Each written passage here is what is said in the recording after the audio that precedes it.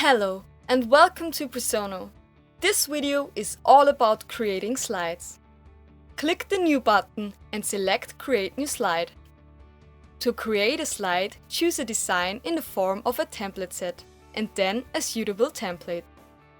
But don't worry, the template can still be switched afterwards. You can select an area either directly on the slide or via the list of sections on the right side. Now you can enter the desired text and adjust it if necessary.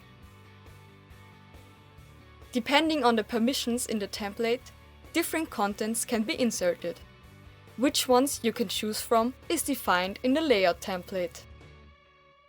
Click on an area in which media is allowed to fill it with an image. Now you can save your slide and insert it into any presentation. Have fun with your presentations!